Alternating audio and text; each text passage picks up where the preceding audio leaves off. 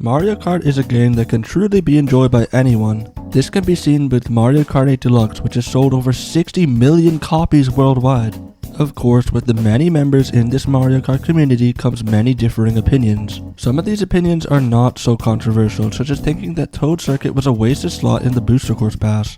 Little side note here, it absolutely was. It was not even present in the first cup in the Booster Course Pass. However, opinions such as this are not going to be the ones I focus on today, as I'm going straight to the controversial Mario Kart 8 Deluxe opinions. So without any further ado, here are my top 5 most controversial Mario Kart 8 Deluxe opinions. For the first one here, I already know I'm going to get so many people angry, as we have what I regard to be the worst track in Mario Kart 8 Deluxe. Our nominees are Sunset Wilds, Mario Circuit 3, and SNES Donut Plains 3. Now what if I told you what if my least favorite track was none of these? My least favorite track in Mario Kart 8 Deluxe is actually Los Angeles Laps. Okay, hear me out. I promise I can actually explain myself with this one. So I have two main issues with this track, the first of which being the layout.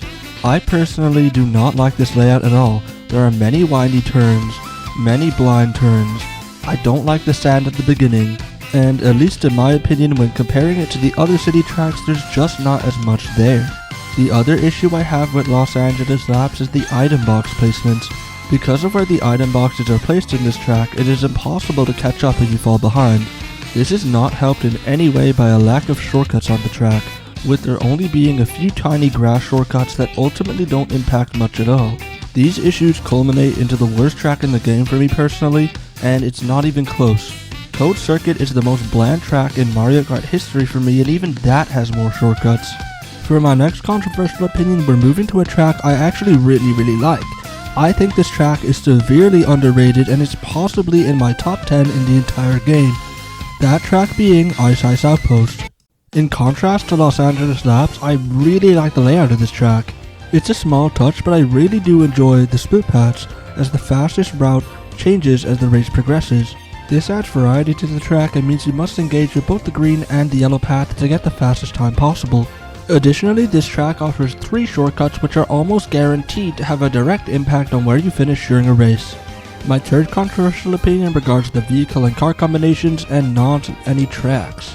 As for the best vehicle in Mario Kart 8, I do not think it is the Teddy Buggy. While a lot of very good players would recommend the Teddy Buggy to people, I would be more inclined to recommend Mr. Scooty. While the Teddy Buggy offers more speed when using it, the Teddy Buggy offers more acceleration and mini turbo, and I believe these to be more important stats. Additionally, I prefer the way Mr. Scooty drifts as a bike compared to how the Teddy Buggy drifts as an ATV. This is personal, however. I have always preferred Mr. Scooty, even when the Wild Wiggler was the meta before the Wave 4 balance patch. My fourth controversial opinion is a very interesting one. I am not happy with how Nintendo managed Mario Kart 8 Deluxe. Let me explain. The one aspect I wish Nintendo improved upon was the unlockables. I think it is too simple to unlock absolutely everything.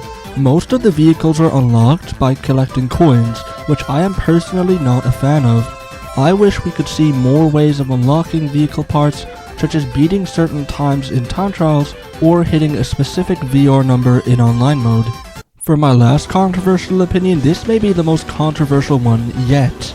And to see the root of this opinion, we have to go all the way back to Mario Kart 8 on the Wii U's DLC.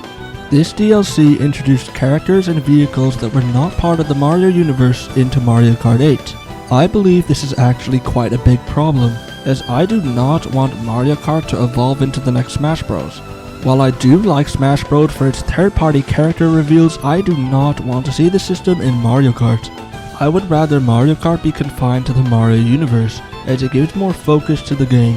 While I do understand there is an unmatched level of hype when a new Smash Bros character is being revealed, I would rather something similar to the Booster Course Pass in future Mario Kart entries. And with that, I hope you've enjoyed my most controversial Mario Kart 8 Deluxe opinions. Subscribe to enter my 100 subscriber giveaway, which is very fastly approaching. Thank you all so much for the support on my content recently. It really does mean the world to me. Now I want to hear from you, the viewer. Leave a comment sharing your most controversial Mario Kart 8 Deluxe opinions. Depending on the amount of responses I get, I do plan on making a video reacting to my viewers' opinions. Thank you all so much for watching, and I will see you all in the next video. Goodbye.